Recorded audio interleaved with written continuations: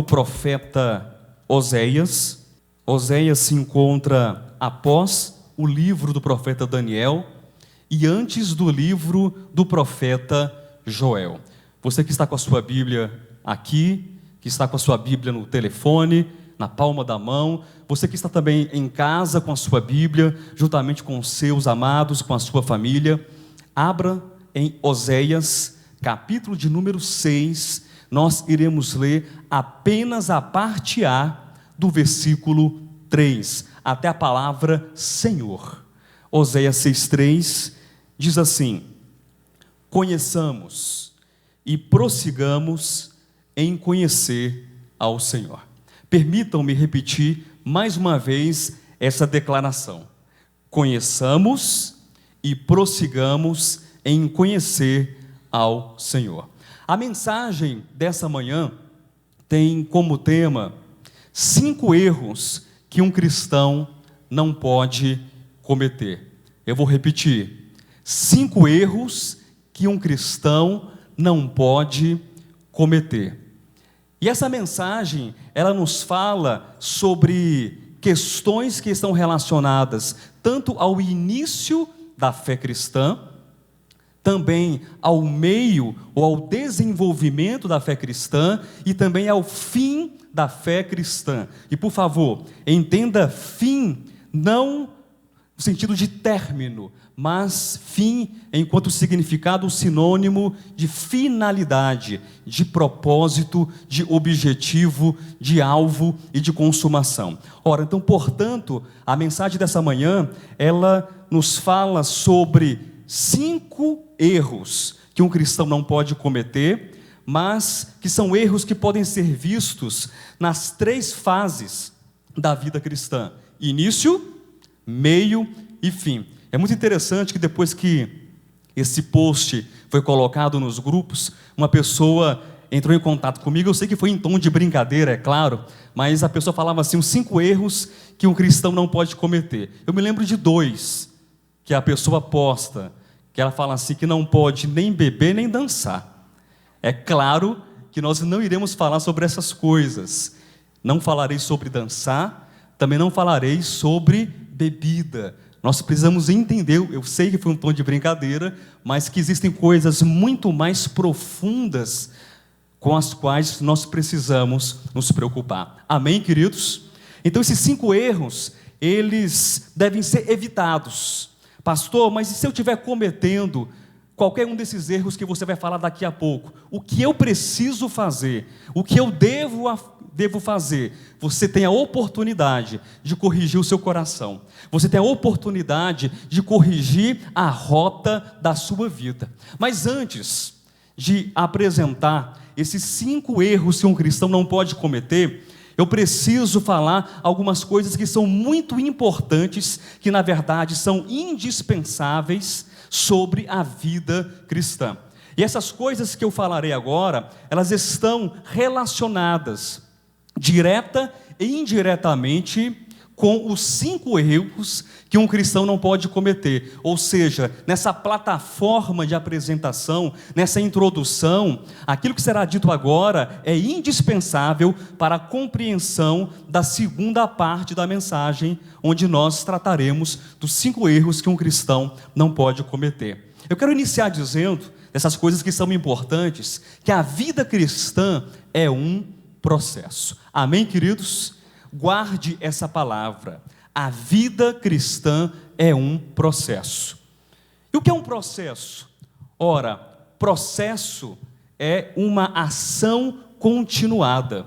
Processo é a realização contínua de uma determinada atividade. Se você tomar qualquer dicionário, você verificará que o sentido ou a explicação de processo é essa. Processo é uma ação continuada. Processo é a realização contínua de uma atividade.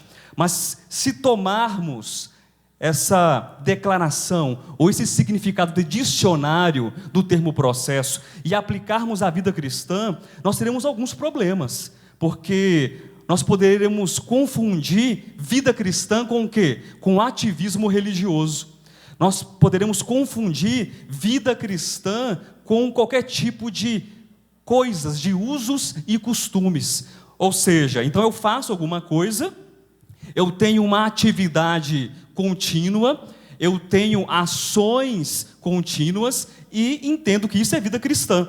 Isso não é vida cristã, mas eu quero tomar apenas o princípio do significado do dicionário e agora trazer, perceba com atenção, para a nossa realidade, trazer para uma aplicação espiritual e promover uma construção desse entendimento do que é processo, do que é vida cristã, a partir da nossa visão, a partir da nossa necessidade, a partir da nossa perspectiva. Então, vida cristã é um processo. Muito bem, pastor Josué, mas um processo de quê? Da ação continuada da vida de Deus em nós. Eu vou repetir para você não esquecer. Vida cristã é um processo da ação continuada da vida de Deus em nós. Vida cristã também é a realização contínua do estabelecimento da consciência de Cristo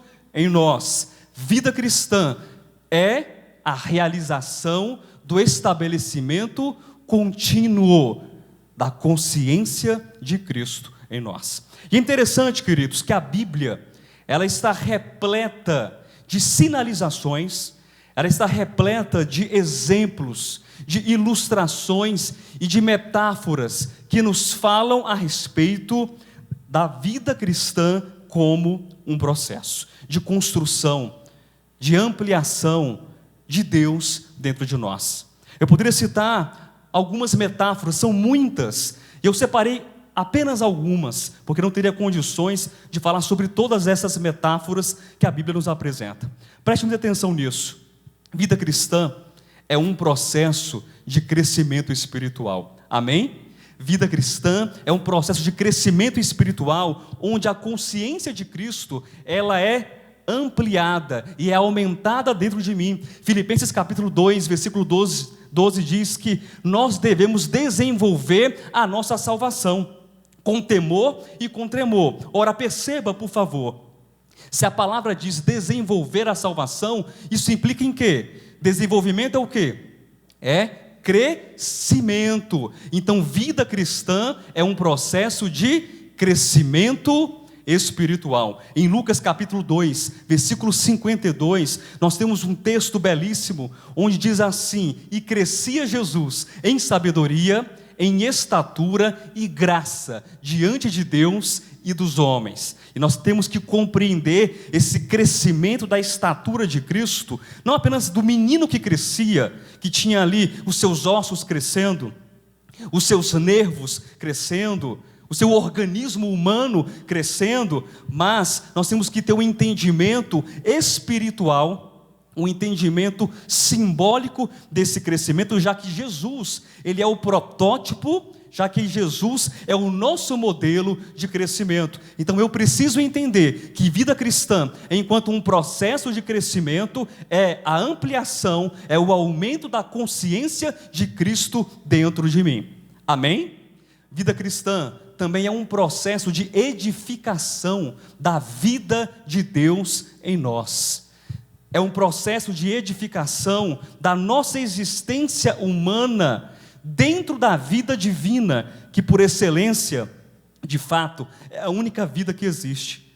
E também da edificação do divino, do sagrado, de Deus em nós.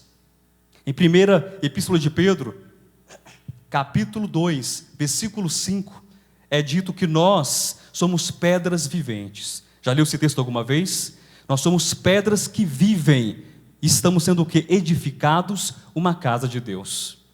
Nós somos a casa de Deus. Isso precisa entrar no nosso coração.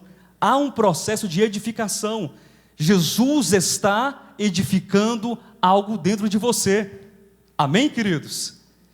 Vida cristã, além de ser um processo de crescimento espiritual, além de ser um processo de edificação da vida de Deus na existência humana e da existência humana na vida de Deus, vida cristã também é um processo de plantio das virtudes divinas de Cristo em nós. O apóstolo Paulo escreve na sua primeira carta aos Coríntios, no capítulo 3, no versículo de número 8, dizendo que nós somos uma lavoura de Deus.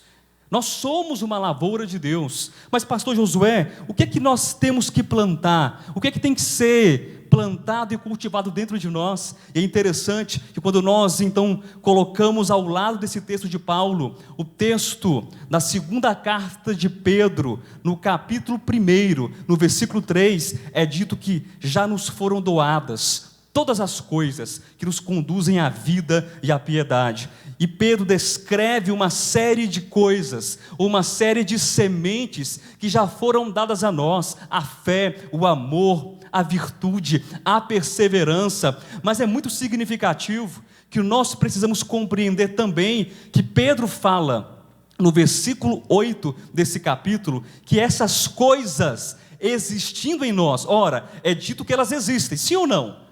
É dito que elas já foram dadas, mas essas coisas existindo em nós fazem com que nós não sejamos nem inativos e nem infrutuosos no pleno conhecimento de Jesus Cristo, o nosso Senhor.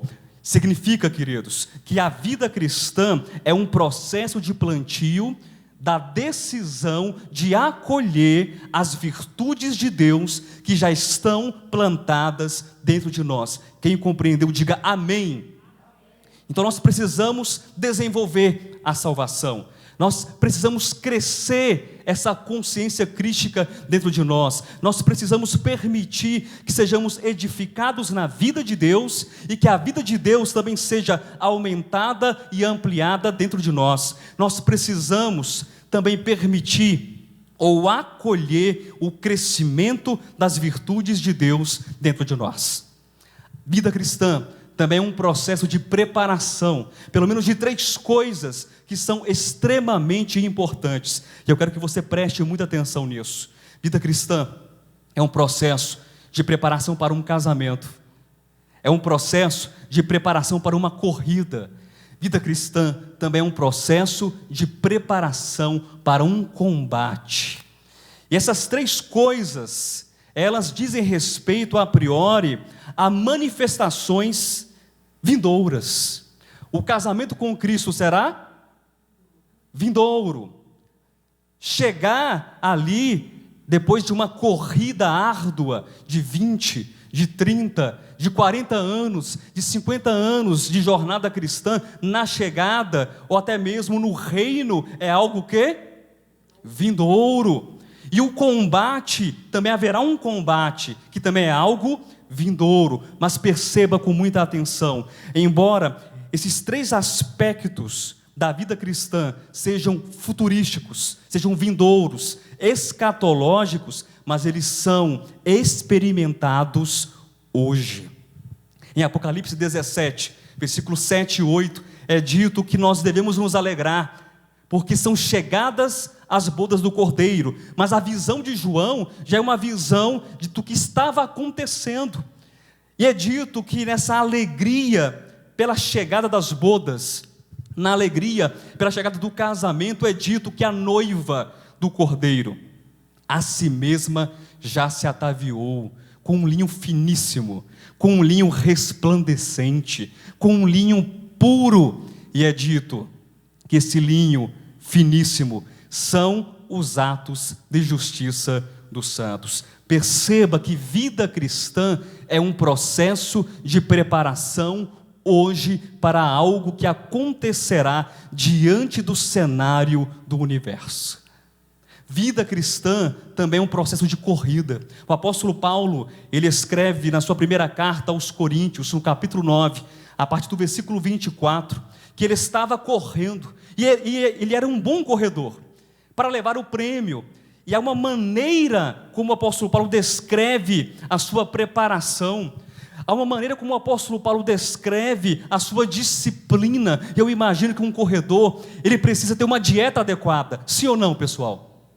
Um corredor, ele precisa levantar cedo, ele precisa fazer musculação e exercícios, e ter toda uma preparação, ter um tempo de descanso também. E Paulo fala sobre isso, até de uma maneira muito mais rigorosa e exigente com ele mesmo.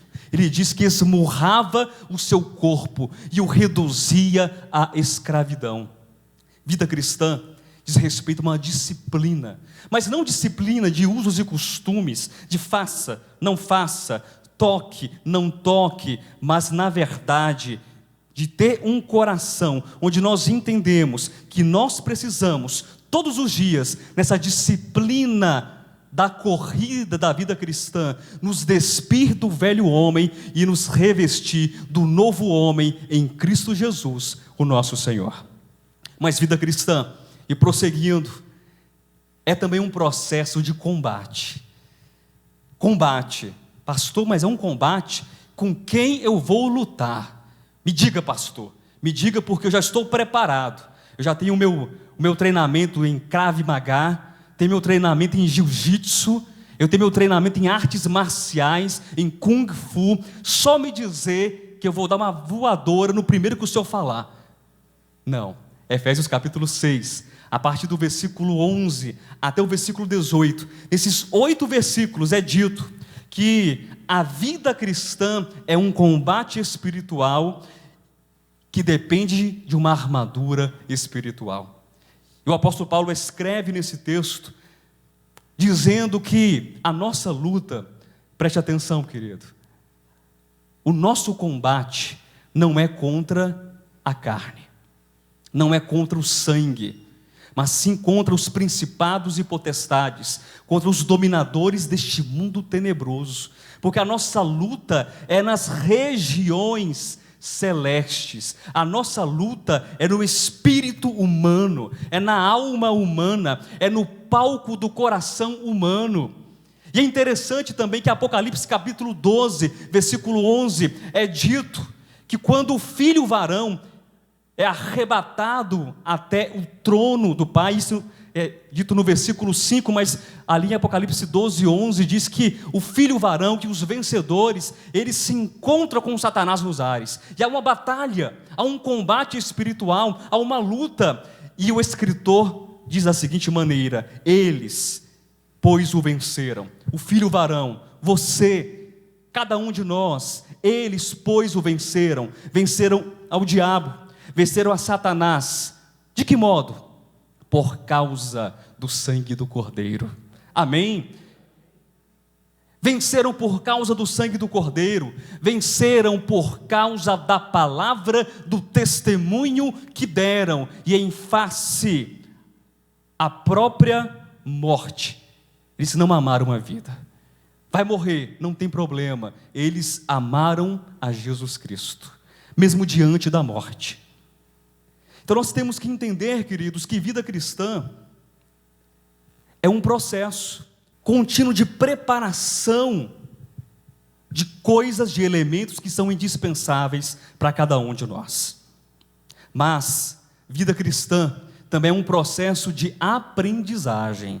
E aqui nós retornamos ao texto de Oséias capítulo 6, versículo 3. E também retomamos a leitura que foi feita no início dessa reunião. Oséias 6,3 diz que conheçamos e prossigamos em conhecer ao Senhor. Tito capítulo 2, versículos 11 e 12 dizem assim: porque a graça de Deus se manifestou salvadora a todos os homens, educando-nos para que, renegadas a impiedade e as paixões mundanas, vivamos no presente século sensata, justa e piedosamente. O que te lembra a palavra educar? Pare e pense um pouco nessa palavra, nesse termo, educar. Isso te lembra o quê? Me ajudem, por favor. É um processo. Mas te lembra o quê? Uma escola, te lembra um ensinamento. Nós vamos à escola para fazer o quê? Para sermos o quê? Educados academicamente. Nós vamos à escola para sermos o quê? Ensinados. Embora possamos também ter conhecimento em casa, mas há uma educação escolar, sim ou não? A vida cristã também pressupõe uma educação. Como assim, pastor? Sim, A vida cristã também pressupõe uma educação. Nós precisamos aprender a crescer. Nem todo mundo sabe crescer. Sabia disso? Nem todo cristão sabe o caminho do crescimento. Vida cristã também é aprender a edificar. Nem todo mundo sabe edificar. Vida cristã é aprender a plantar. Nem todo mundo sabe plantar. Vida cristã é aprender a se preparar para um casamento. Vida cristã é aprender a se preparar com disciplina para uma corrida. Vida cristã também é aprender as regras do combate, as regras da luta. E aqui então eu entro na segunda fase, na segunda parte da mensagem de hoje: 5 erros que um cristão não pode cometer. Eu espero que você não esteja cometendo nenhum desses 5 erros, mas eu repito aquilo que foi dito no início dessa ministração. Porventura, caso você esteja cometendo qualquer um desses 5 erros, você tem a graciosa oportunidade de corrigir o rumo e a rota do seu coração.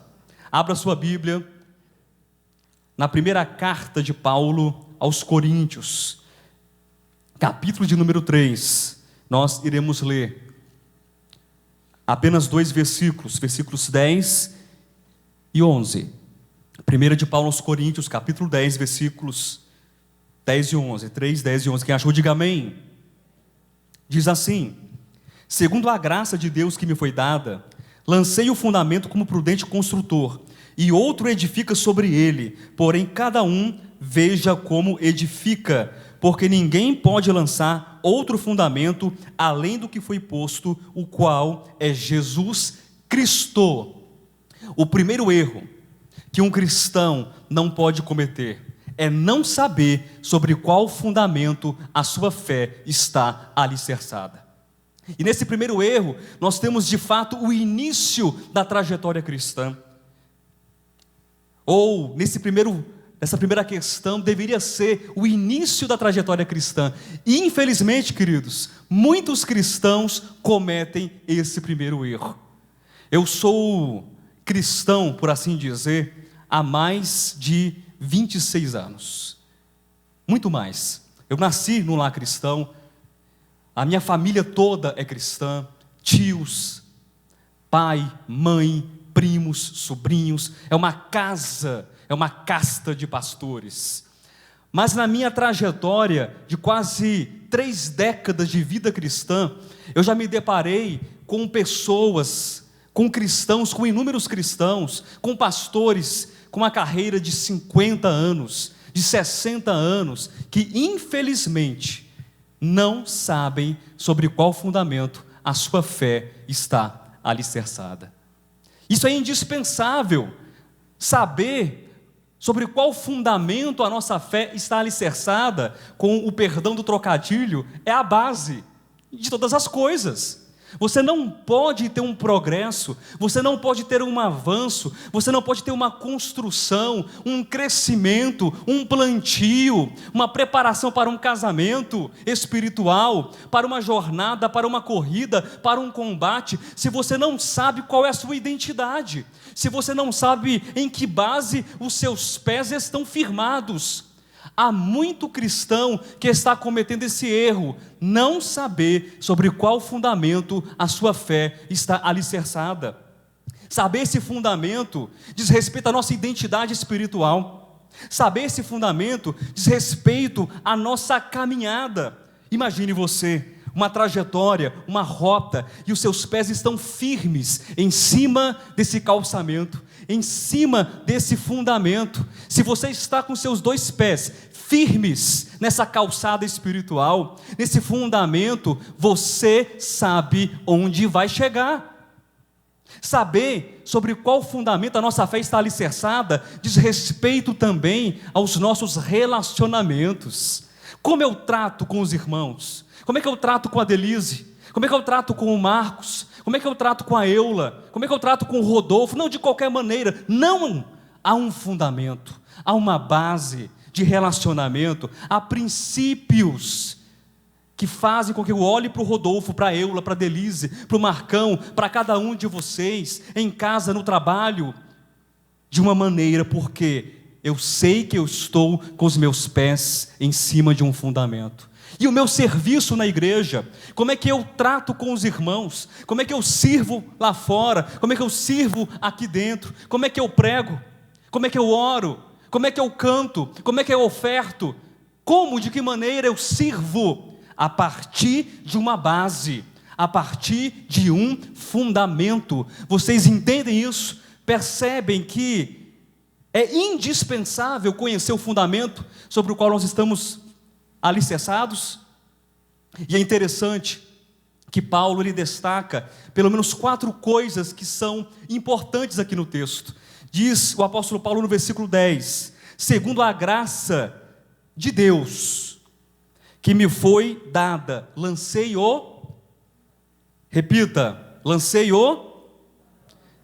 a primeira declaração é: há um fundamento. Meu querido, você não está sobre os ares, os seus pés estão sobre um fundamento. Vida cristã é uma vida espiritual? Sim, é uma vida espiritual. E esse fundamento é espiritual? É espiritual. Mas tem muita gente que devaneia tanto, que divaga tanto, que vida cristã é qualquer coisa, é uma coisa mística, é uma coisa filosófica, é uma coisa ideológica, é uma coisa assim, sabe, do outro mundo de verdade. Não, vida cristã, apesar de ser espiritual, ela também é prática. Nós estamos com os pés firmados em cima de um fundamento. Nós não estamos ou devemos estar sendo levados pelo vento de qualquer doutrina. E o apóstolo Paulo também prossegue dizendo que, além de um fundamento, há também uma edificação. Há uma edificação. Preste atenção no modo como você está edificando. Não é de qualquer maneira, existe uma planta da casa, existe uma orientação dessa edificação. Então, vida cristã, nesse fundamento, também pressupõe uma maneira de nós estarmos edificando. E Paulo diz no versículo 11: porque ninguém pode lançar outro fundamento. Há uma proibição. Qual é a proibição aqui no texto? Lançar outro fundamento. Por quê? Porque já tem um fundamento. Não, pastor, mas eu acho que se a gente fizer desse modo, vai ser melhor. Eu acho que se a gente fizer dessa maneira, também vai ser melhor. Queridos, percebam uma coisa: todo tipo de conselho, todo tipo de orientação humana, ela é cabível nas relações humanas, ela é cabível no seu devido lugar, até mesmo do ponto de vista da estrutura, da instituição, tudo pode caber, estando certo. Mas, em se tratando de fundamento, em se tratando de edificação, não existe a minha maneira, não existe a sua maneira.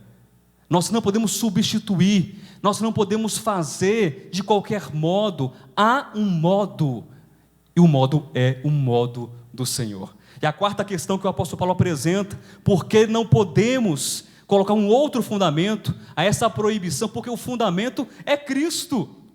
Eis o fundamento. E há pessoas que estão equiparando Cristo com muitas coisas, estão substituindo Cristo por muitas coisas, estão fazendo que Cristo seja menor na vida cristã.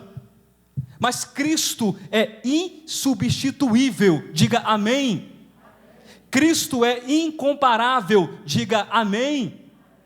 E infelizmente há pessoas que estão colocando coisas no lugar de Cristo. E eu me lembro agora de ter recebido há uns meses atrás, em um grupo de WhatsApp da minha família, uma pequena canção, uma canção de um pouco mais de 3 minutos de duração. E eu não costumo abrir esses posts, essas postagens, mas eu fiquei tão curioso, eu confesso, eu fiquei tão curioso porque a postagem da canção, ela veio com um título, e então eu abri essa canção, e o título dizia assim, é o título de uma música conhecida no meio cristão, no meio evangélico, que dizia assim: que doutrina não mata crente. Quem mata crente é pecado. Aí o que aconteceu? Eu abri a postagem e comecei a escutar e também a ver, porque a música estava passando e uma série de fotografias, de imagens, para explicar que doutrina não mata crente. Quem mata crente é pecado. Queridos, eu fiquei ali, sabe, espantado. Eu dei pausa na música durante um tempo. Eu vi uma fila de irmãs, uma das fotografias, uma fila de umas 20 irmãs, eu contei, umas 20 irmãs. Uma com um cabelo maior do que a outra. Uma com um vestido maior do que a outra. Pastor Josué, você está dizendo que você tem alguma coisa contra cabelo comprido? Não, não tenho nada contra cabelo comprido. Você quer dizer que você tem alguma coisa contra vestido comprido? Também nada contra vestido comprido. Mas vestido comprido, cabelo comprido, véu comprido, não salva ninguém. Doutrina não salva ninguém. Amém, queridos? E nós precisamos entender isso. E a música dizia que doutrina, como é que é mesmo a canção? Doutrina não mata crente. Quem mata crente é pecado. E quem não gosta de doutrina é amigo do pecado. Vocês percebem a gravidade disso? E aí nós nos deparamos com um texto do apóstolo Paulo, por exemplo, em Colossenses, no capítulo 2, no versículo 8, depois ele prossegue, dá um salto para o versículo 20, 21, 22 e 23, dizendo que nós não devemos estar presos a essas coisas. Nós não devemos estar ali amarrados a esse tipo de comportamento. Usos e costumes, faça, não faça, toque, não toque naquilo outro. Pastor, mas o que fazer então? Qual é o fundamento da nossa fé? Cristo é o fundamento da nossa fé. Simples assim. E mais o que? Cristo, meu irmão. Não equipare Cristo a nada, mas é porque eu preciso de Cristo e o sábado. Então você coloca aí, Jesus Cristo é 99% da salvação e o sábado é 1%. Para com isso. Eu preciso de Cristo e mais alguma coisa. Não, nós precisamos apenas de Cristo. Então, não saber sobre qual fundamento a nossa fé está alicerçada é, de fato, o primeiro erro que um cristão, ele não pode cometer. Quem está claro, diga amém. Vamos prosseguir para o segundo erro que um cristão não pode cometer. E a partir desse segundo erro, nós agora iniciamos o desenvolvimento da nossa fé, da fé cristã. Ainda em Coríntios, abra sua Bíblia, no capítulo 12. Nós iremos ler do versículo 18 até o versículo 25. Quem achou, diga amém. 1 Coríntios, capítulo 12. A partir do versículo 18 até o versículo 25. Mas Deus dispôs os membros, colocando cada um deles no corpo, como lhe aprouve. Se todos, porém, fossem um só membro, onde estaria o corpo? Pergunta boa essa, não é? O certo é que há muitos membros, mas um só corpo. Não podem os olhos dizer à mão, não precisamos de ti, nem ainda a cabeça aos pés, não preciso de vós.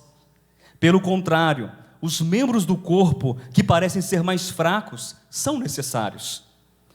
E os que nos parecem menos dignos no corpo, a estes damos muito maior honra. Também os que em nós não são decorosos, revestimos de especial honra. Mas os nossos membros nobres não têm necessidade disso. Contudo, Deus coordenou o corpo, concedendo muito mais honra àquilo que menos tinha. Preste atenção no versículo 25, para que não haja divisão no corpo, pelo contrário, cooperem os membros com igual cuidado em favor uns dos outros.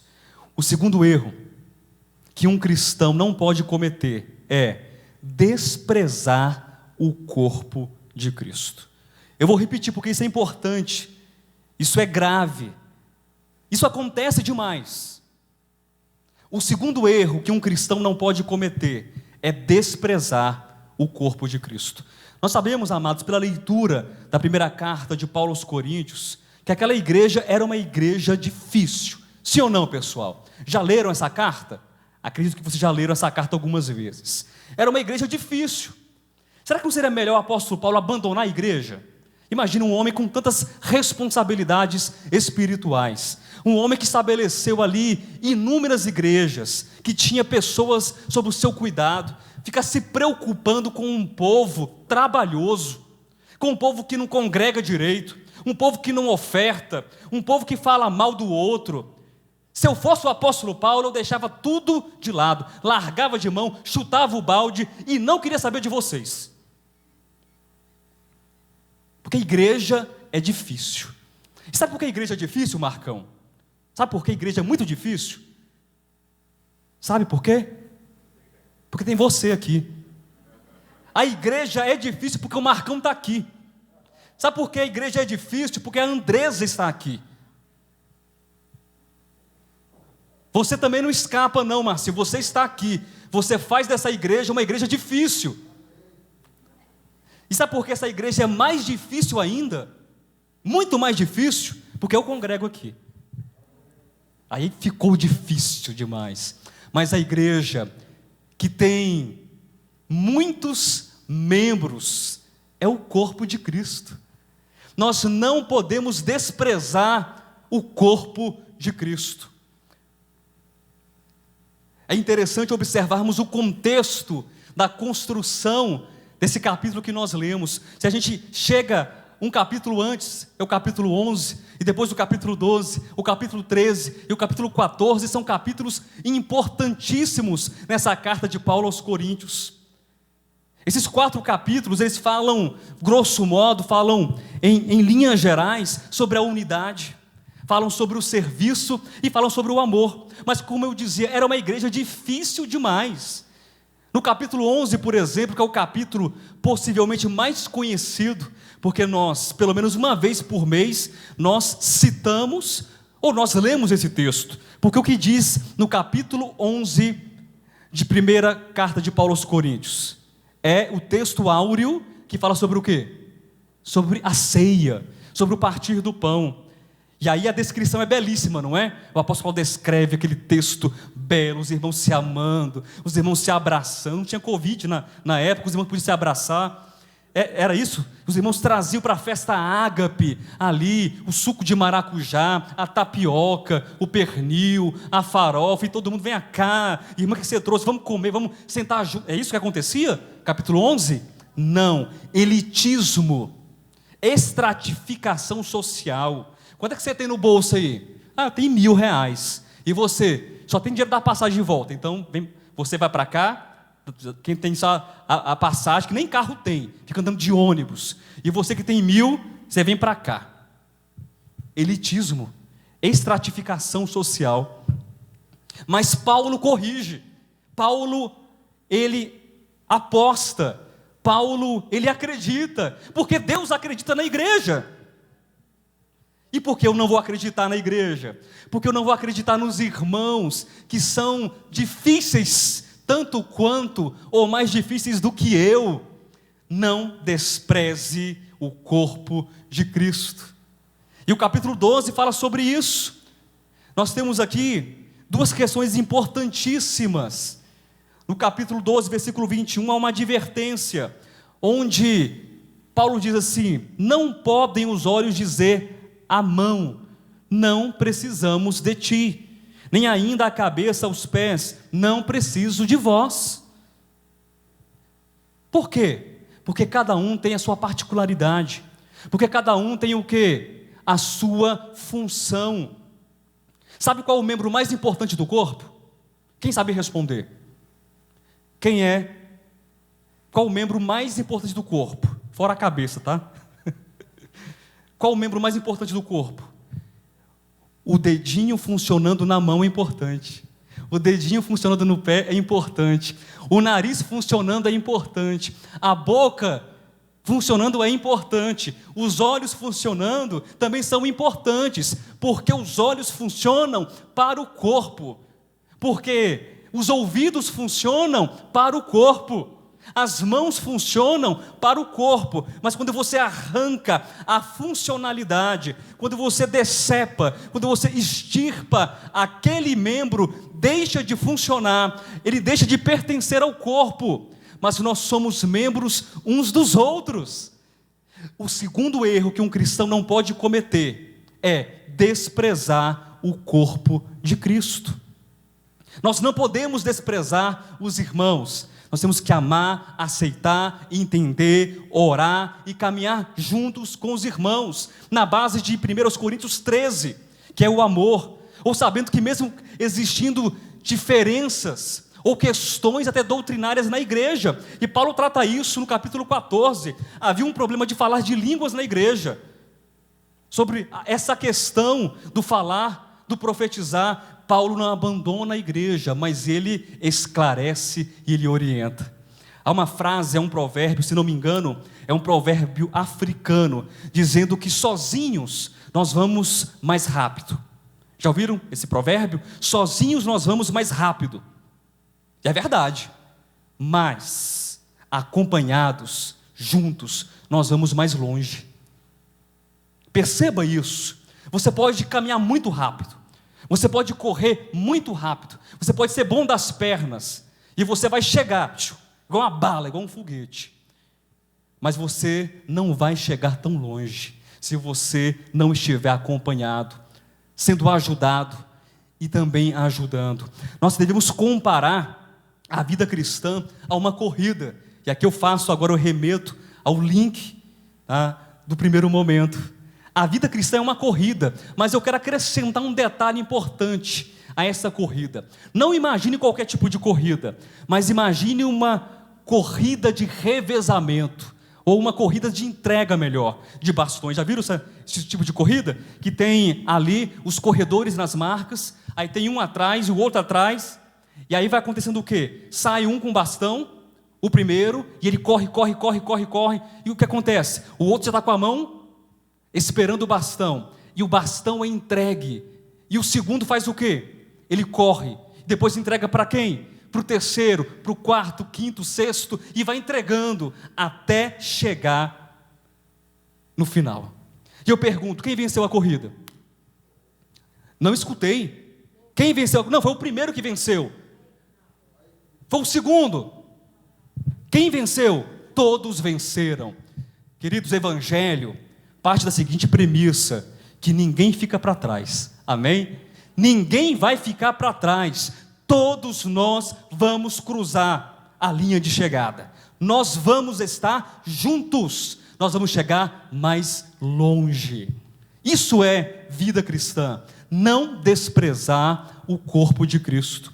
E vida cristã, nesse aspecto a gente aprende, porque é um aprendizado. O que eu posso aprender então com isso? Imagine aquele que corre primeiro. Geralmente aquele que corre primeiro, ele tem o maior poder de combustão, de queima, ele tem uma maior velocidade, mas ele corre menos, ele é mais rápido.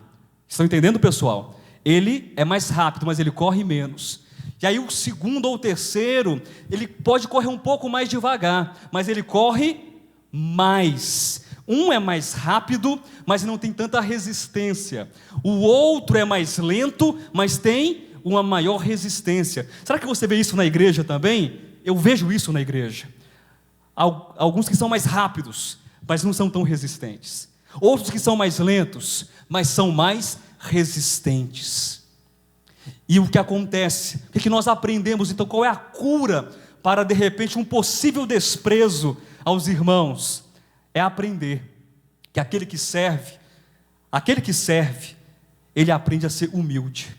Toda vez que você serve alguém, eu falo agora do contexto de igreja apenas, que você canta, Rodolfo, que você canta, Andresa, que o pastor prega, nós estamos servindo. Servir é um exercício de humildade, amém? Porque eu entrego aquilo que eu recebi, porque eu sou bom, porque eu sou o melhor, porque eu sou o bam. Não, porque eu reconheço que veio da parte de Deus, e eu humildemente me dobro à altura daquele que é menor. Aquele que é maior, aquele que serve, ele aprende o exercício da humildade. E aquele que recebe, ele também aprende e exercita também o quê? O exercício da gratidão, do reconhecimento, do louvor e da retribuição. Porque ele recebeu e ele reconhece que ele não canta, que ele não prega, que ele não faz isso, não faz aquilo outro, mas ele recebe da parte de Deus pela instrumentalidade daquele que oferece seus dons, seus ministérios e seus talentos, e então todos são edificados. O segundo erro que um cristão não pode cometer, qual é? Desprezar o corpo de Cristo. Terceiro erro que um cristão não pode cometer.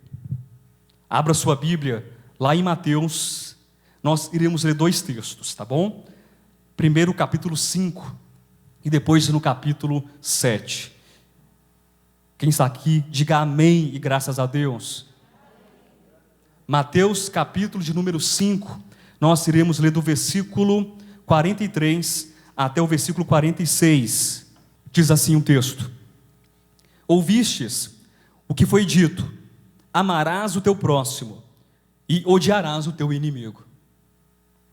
Eu, porém, vos digo: amai os vossos inimigos e orai pelos que vos perseguem, para que vos torneis filhos do vosso Pai Celeste, porque Ele faz nascer o seu sol sobre bons, sobre maus e bons, e vir chuva sobre justos e injustos. Porque se amardes os que vos amam, que recompensa tendes?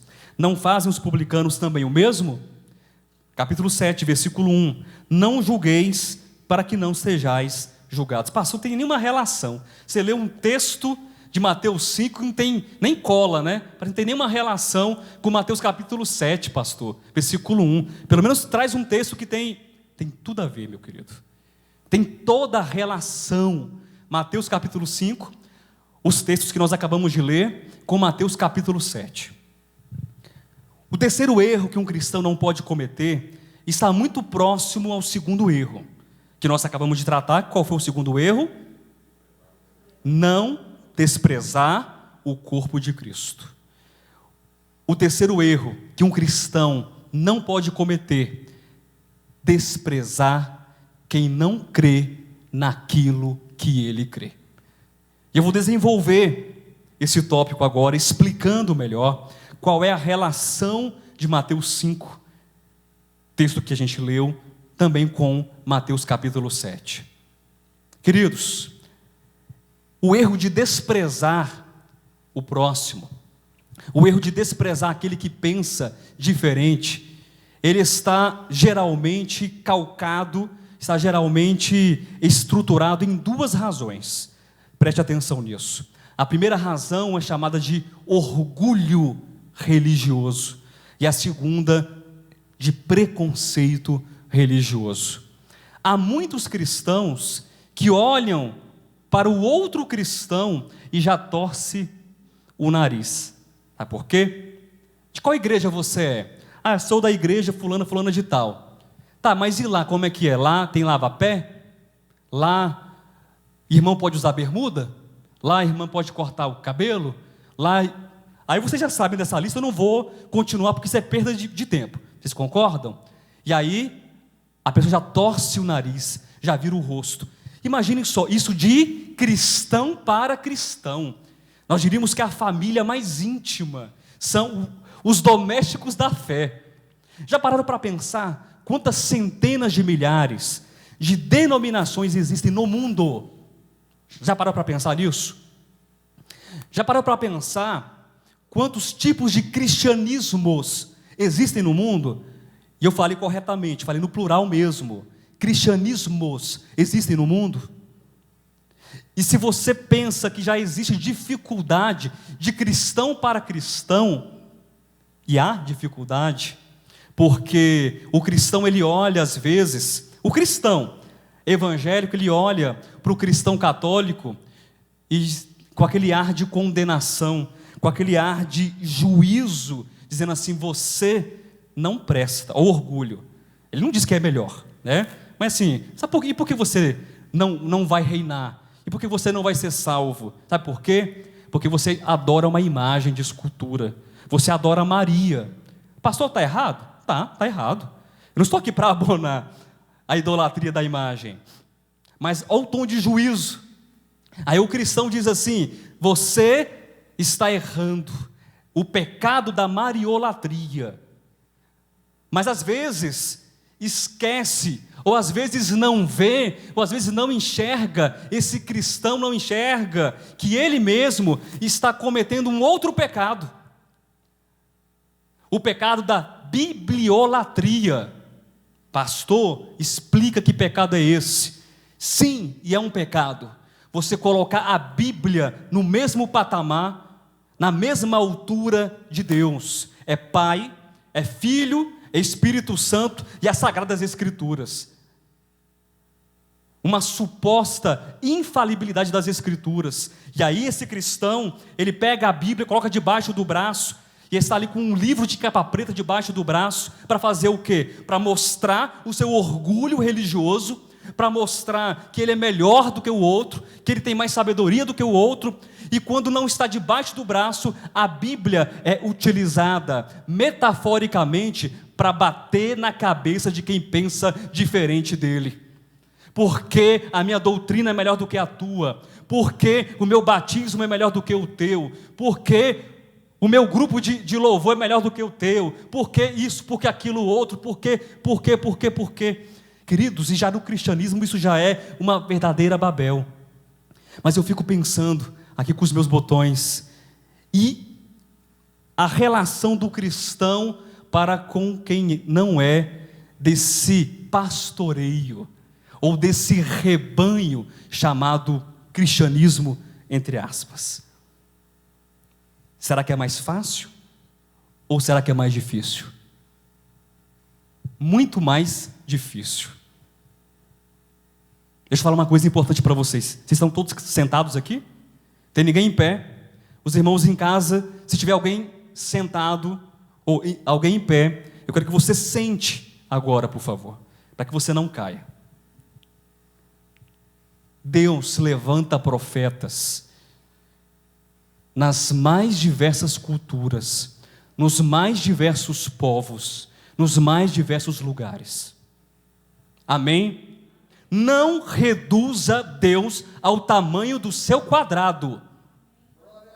Não reduza Deus ao tamanho da sua caixinha de pensamento. Você é homem.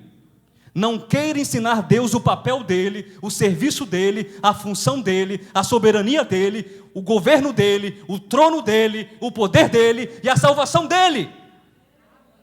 Tudo pertence a Deus. O terceiro erro que um cristão não pode cometer é desprezar quem pensa diferente dele, é julgar. Nós olhamos o texto de Mateus, é dito que Deus faz a sua chuva, a chuva não é tua, é de Deus. O seu sol, o sol é de Deus, não é teu. O sol raia sobre todos, a chuva cai sobre todos, sobre os bons, sobre os maus, sobre os justos e sobre os injustos. Nas várias humanidades, e aqui não é um erro novamente de colocação, é no plural mesmo, nas várias humanidades da face da terra, Deus levantou profetas entre os gregos, entre os astecas, entre os maias, entre os povos africanos, entre os povos orientais e asiáticos. Deus levantou profetas no mundo inteiro. Posso ler um texto com vocês? Posso? Vocês deixam ler um texto? Abra sua Bíblia então em João, capítulo 10, versículo 16. E esse texto é um texto maravilhoso. Diz assim, são palavras de Jesus, tá bom? E o contexto é que Cristo ele diz que Ele é a porta. Ele é a porta. Amém? Jesus é o fundamento? É, mas Ele também é a porta. Versículo 16, ainda tenho outras ovelhas, não deixe aprisco, a mim me convém conduzi-las, elas ouvirão a minha voz, então haverá um rebanho e um pastor. O que o texto diz, queridos? É só repetir. Jesus tem ovelhas de onde? De outros apriscos. Pastor, você está querendo dizer então para a gente que todo caminho salva, todo caminho leva a Deus, toda religião leva a Deus, toda religião, não coloque palavras na minha boca. Não estou dizendo que todo caminho leva a Deus. Eu professo a fé que diz e concorda com João capítulo 14, versículo 6. Jesus é o caminho, Jesus é a verdade e Jesus é a vida. Não existe nenhum outro caminho que nos conduza ao Pai, a não ser Jesus Cristo. Mas eu não posso fazer de usos, de cabelos, de costumes, eu não posso fazer de tradições um caminho. Eu não posso fazer isso. Vocês compreendem, gente? O que eu estou dizendo nesse momento, isso é gravíssimo, isso é importantíssimo. Há um texto que eu quero ler com os irmãos. Eu estou falando sobre o orgulho, que é uma barreira que leva muitos cristãos a fazer o quê? Desprezar quem não pensa como ele pensa. E eu não estou dizendo, eu repito, eu não estou afirmando que todo o caminho leva a Deus. Mas para tornar essa base ainda mais sólida, há um texto interessantíssimo, registrado por Pedro, na sua primeira epístola, capítulo 1, versículo 11. E preste atenção nesse texto, eu apenas vou citar uma parte do texto.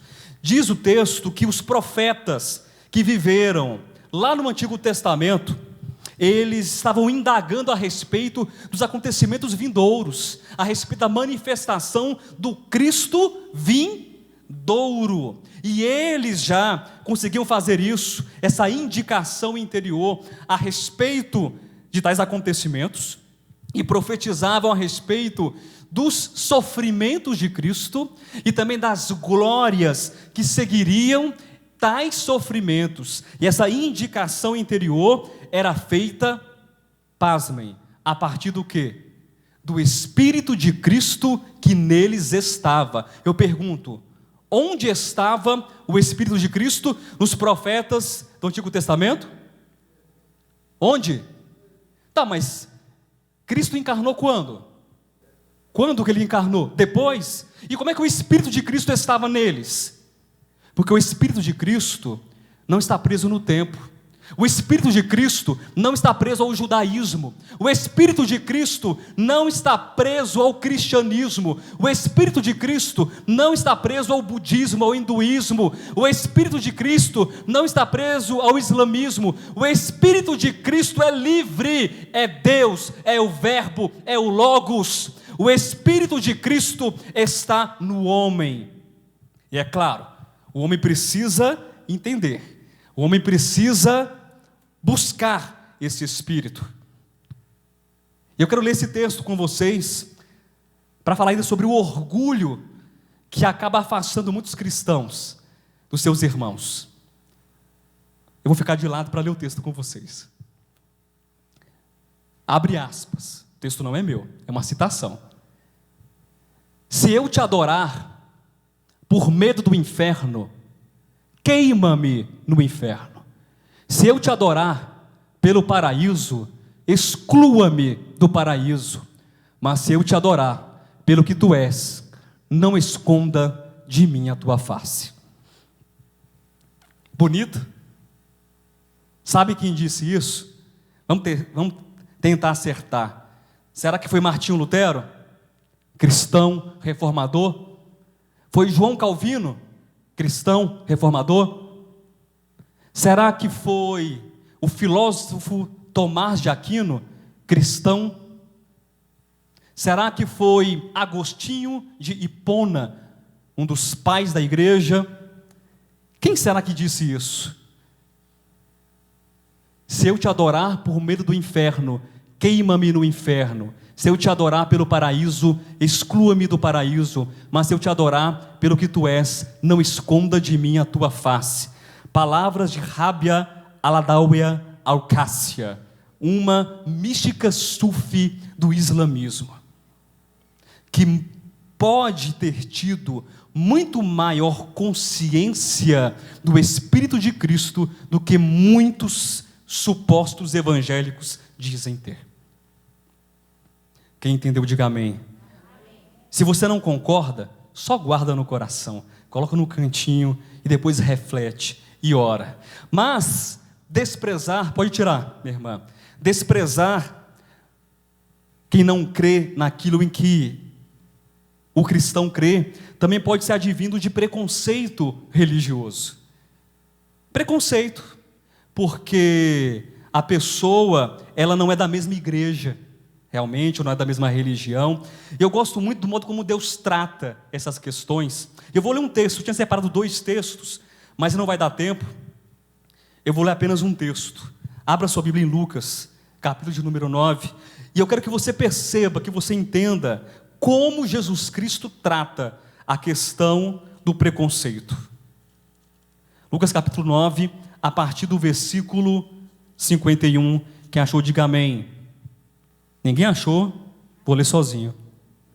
E aconteceu que ao se completarem os dias em que devia ele ser assunto ao céu, ser Jesus, manifestou no semblante a intrépida resolução de ir para Jerusalém, e enviou mensageiros que o antecedessem. Indo eles, entraram numa aldeia de samaritanos, para lhes preparar pousada. Vocês devem saber, de acordo com João capítulo 4, que havia ali um problema entre judeus e samaritanos. A história é longa, é uma história de preconceito étnico, de preconceito religioso, de preconceito cultural. Daria uma longa história para remontar desde o final ali, depois da morte de Salomão, a divisão dos reinos, e eu não vou entrar nesse caminho hoje, ok? E os irmãos conhecem. Mas sabem que havia um problema entre judeus e samaritanos. Versículo 53. Mas não o receberam, porque o aspecto dele era de quem decisivamente ia para Jerusalém. Vendo isto, os discípulos Tiago e João perguntaram: Senhor, queres que mandemos descer fogo do céu para os consumir? Consumir a quem, queridos? Os samaritanos, que já tinham uma relação problemática com os judeus. Jesus, porém, voltando-se, os repreendeu e disse: Vós não sabeis de que espírito sois? Vós não sabeis, uma afirmação de que espírito sois, pois o Filho do Homem não veio para destruir as almas dos homens, mas para salvá-las. E seguiram para uma outra aldeia. Que texto forte, que texto belo. Qual é a maneira de Jesus Cristo tratar com aqueles que são diferentes, com aqueles que negam, digamos, o seu ponto de vista, que negam até questões ali messiânicas naquele momento? Como é que Jesus Cristo trata? Ele expulsa?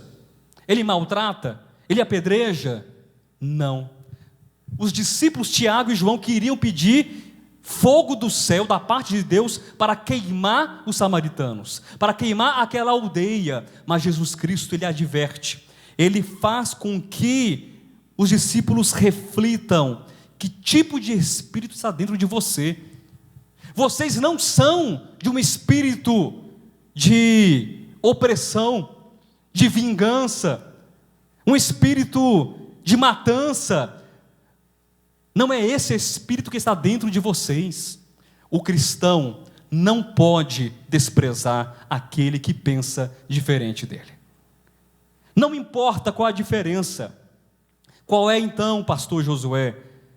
Qual é então o conserto? Qual é o conselho? O que fazer então se de repente o meu coração ele se desvia nessa questão e nesse aspecto? Não julgue. Mateus capítulo 7, versículo 1. Não julgue, saiba que Deus ama todos, indistintamente, e que o nosso amor também seja sem qualquer exceção.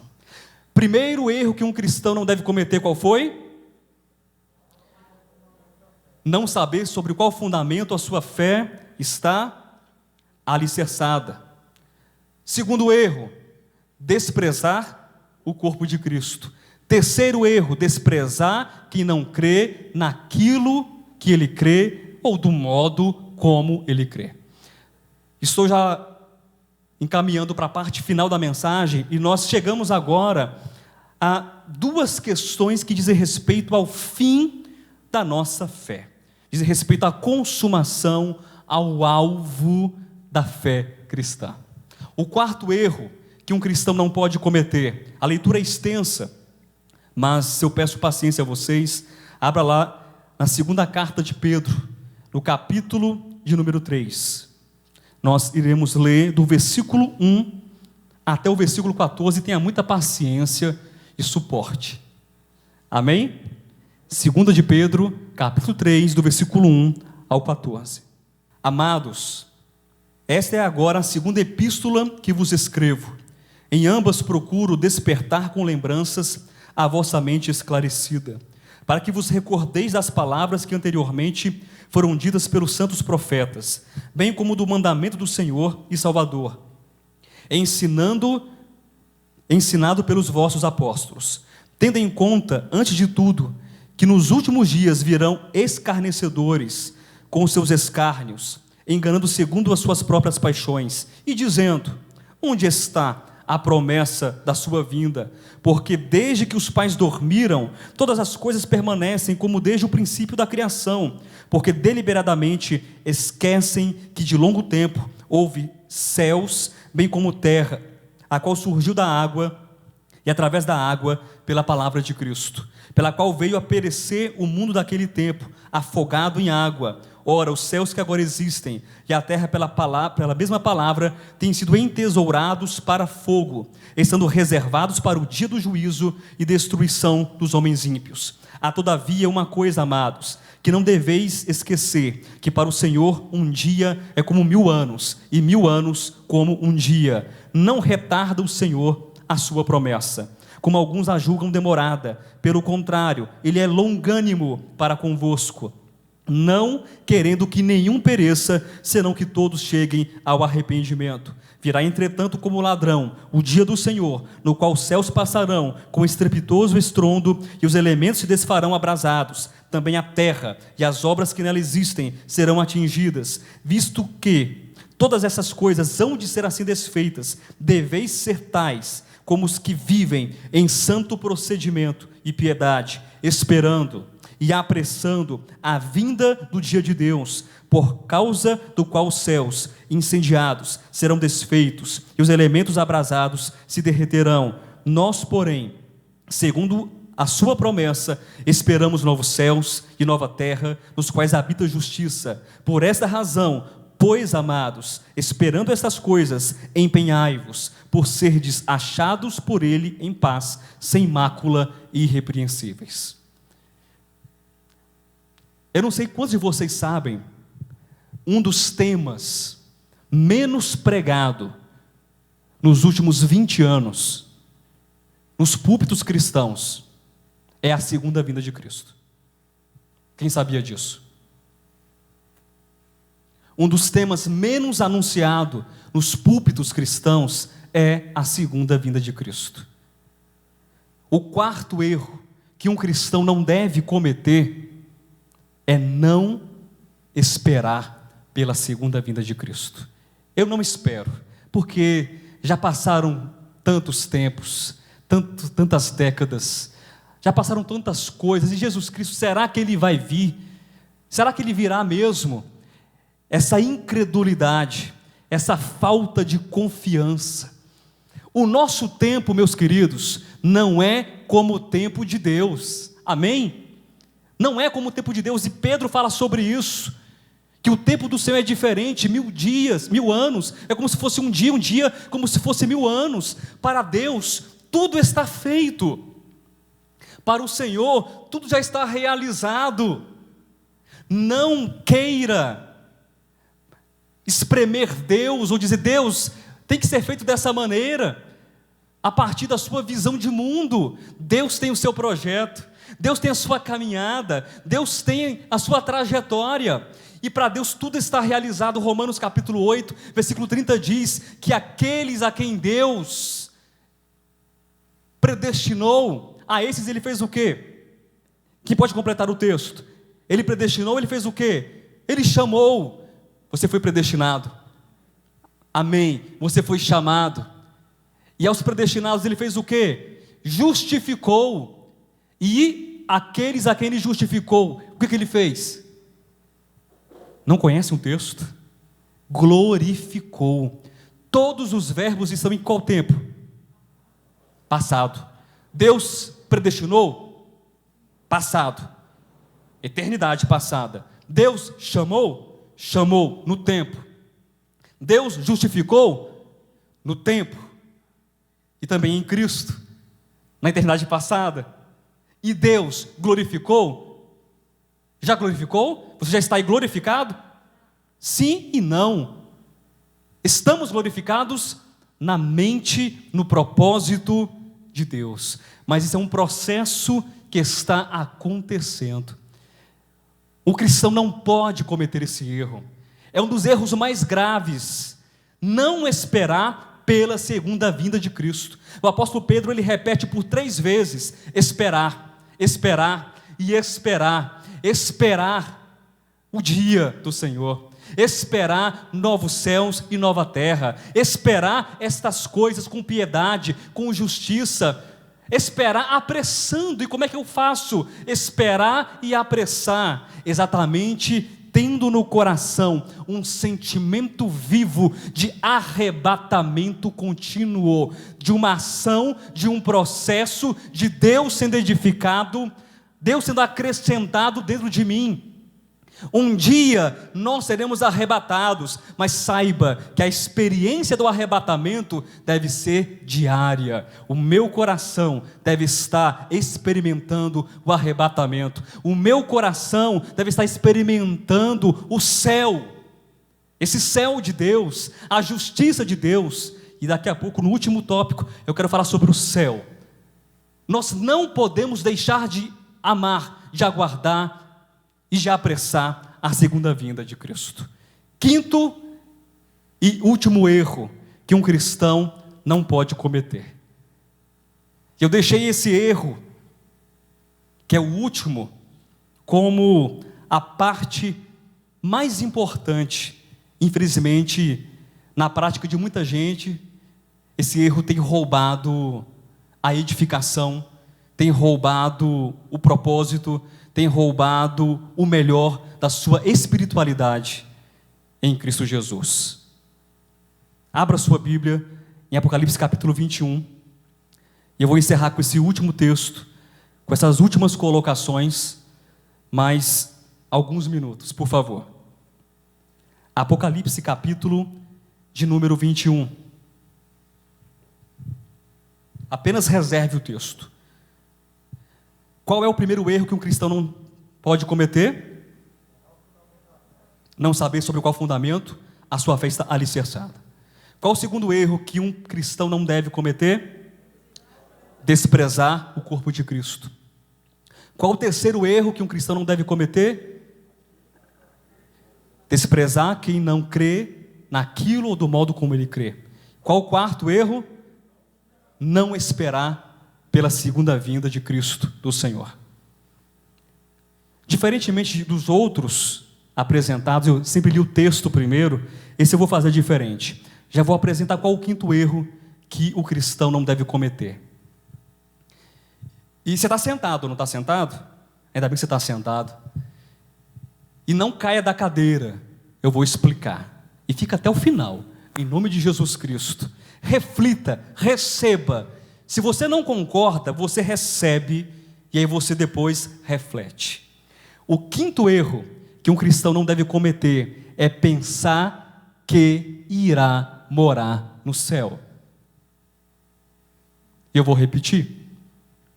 O quinto erro que um cristão não deve cometer é pensar que irá morar no céu.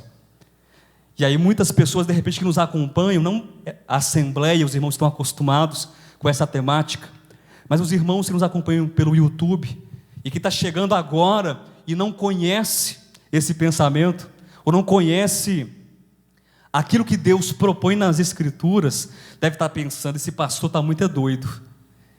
Que heresia grande! Como assim? Que é um erro pensar que irá morar no céu? Mas eu não me admiro, não me escandalizo, porque às vezes as pessoas, elas se escandalizam e erram o passo, erram a caminhada, por conta da gente cantar um hino, uma música, O Homem, que foi composta por Roberto Carlos. Então você percebe que a pessoa, ela escuta e ela o quê? Ela rechaça, ela rejeita e não presta atenção no que está sendo escrito, dito e explicado. Esse é o quinto erro que um cristão não deve cometer: pensar que irá morar no céu. Apocalipse 21, versículos 1 e 2. Quem achou, diga amém. Preste atenção nesse texto, é o último texto. Vi novo céu e nova terra, pois o primeiro céu e a primeira terra passaram, e o mar já não existe. Vi também a cidade santa, a nova Jerusalém, que subia da terra, da parte dos homens, para o céu, para Deus, ataviada como noiva, adornada para o seu esposo. Eu vou ler mais uma vez. Vi também a cidade santa, a nova Jerusalém, que subia da terra para o céu, da parte dos homens para o céu, para Deus, ataviada como noiva, adornada para o seu esposo. Não é assim a leitura? Vocês têm certeza disso? E por que tem muito cristão pensando que vai morar no céu? Eu vou ler o texto corretamente, é claro. Os irmãos já sabem que a gente faz isso de vez em quando, não se espantam. Não é uma distorção para conduzir ou induzir ao erro, mas é uma distorção, uma inversão para gerar o quê? Reflexão. Eu vou ler o texto conforme João escreveu.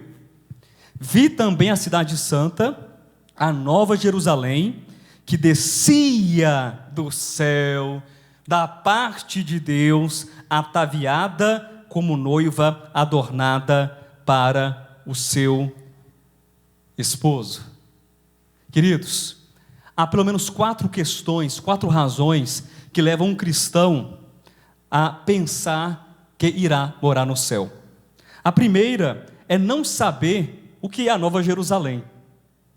Entenda isso, por favor. O cristão, ele pensa que vai morar no céu porque ele não sabe o que é a nova Jerusalém.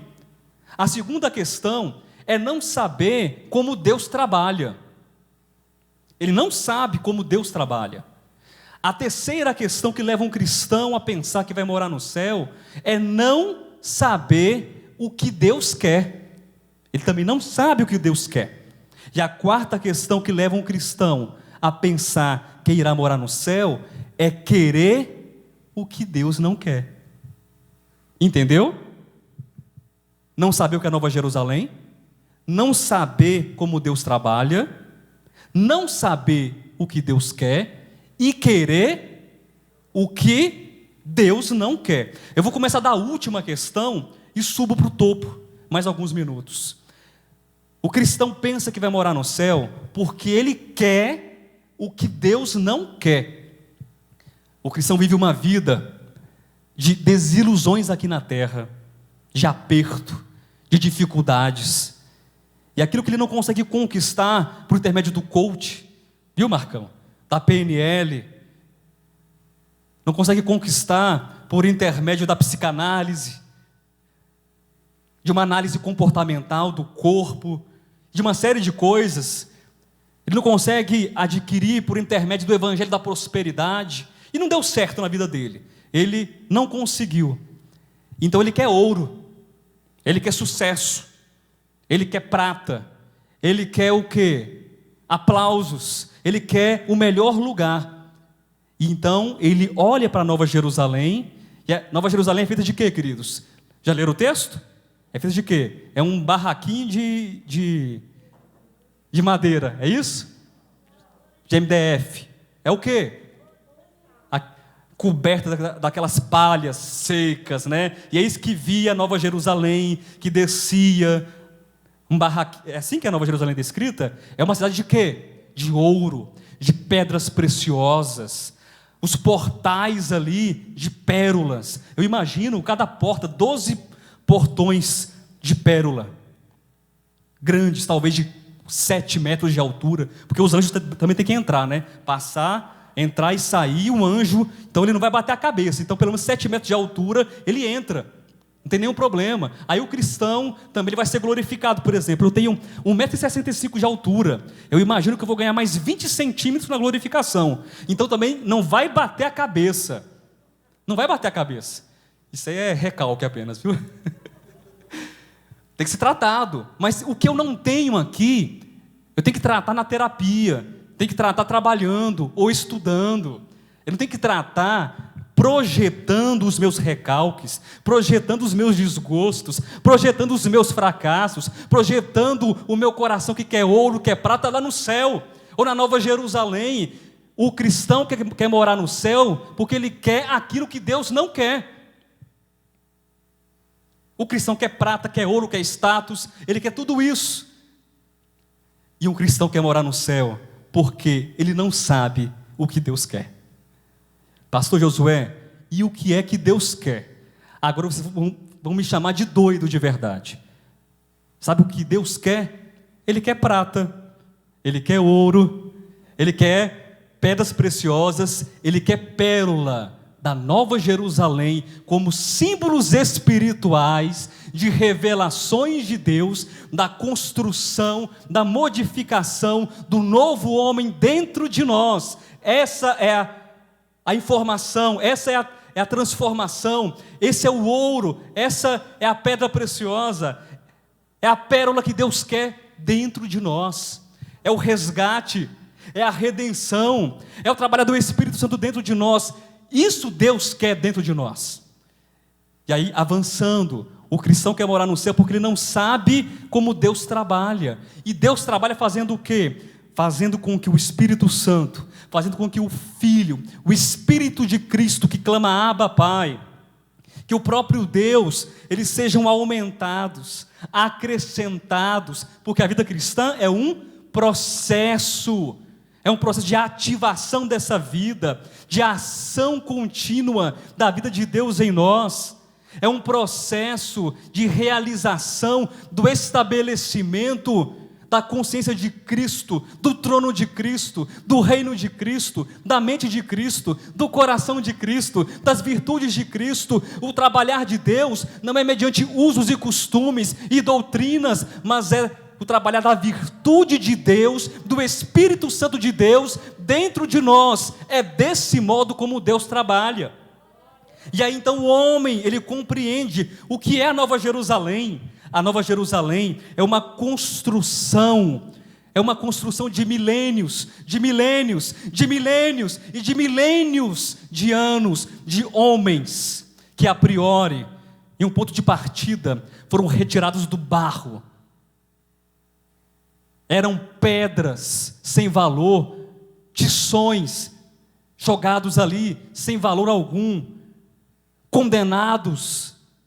E esses tições, essas pedras, esse barro, essa poeira, essa humanidade caída, essa humanidade rebelde, essa humanidade que não quer nada, é resgatada, é redimida, é trabalhada, é transformada, é edificada em uma cidade de ouro, de pedras preciosas e de pérolas. A Nova Jerusalém é a consumação, é a construção final e máxima da edificação de Deus com o homem. Você não vai morar no céu, meu irmão, porque o céu já está dentro de você.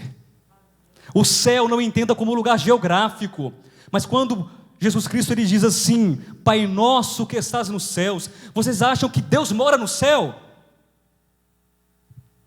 Deus mora no céu, então Ele não mora na terra. É isso? É em geografia que a gente pensa. Pai nosso que estás nos céus. Isso aponta para o quê? Uma natureza superior. Isso aponta espiritualmente, simbolicamente, para uma natureza que não é corrupta, que não é terrena, mas é elevada, é eterna, é imutável. E esse céu está dentro do homem, que faz com que o homem corrupto, o homem agora pecador, seja transformado como pedra vivente na nova Jerusalém. O céu está dentro de nós. Queridos, então, para encerrar, nós temos que entender que vida cristã é um processo de aprendizagem. E nós estamos aprendendo, então, diariamente, não apenas pela doutrina, aprendendo que Jesus Cristo é o nosso fundamento. Amém? Aprendendo e construindo que nós devemos e precisamos nos colocar a serviço, à disposição da igreja, amar o corpo de Cristo, amar todos os homens, sem distinção alguma. Estamos aprendendo a valorizar, a amar, a aguardar e a apressar a segunda vinda de Cristo. Estamos também aprendendo que vida cristã é um processo em que o céu que habita dentro de mim é um céu que me governa, é um céu que me dirige. Graças ao Senhor, fico com essas palavras de reflexão, de contribuição para os irmãos que estão aqui, para os irmãos que estão em casa,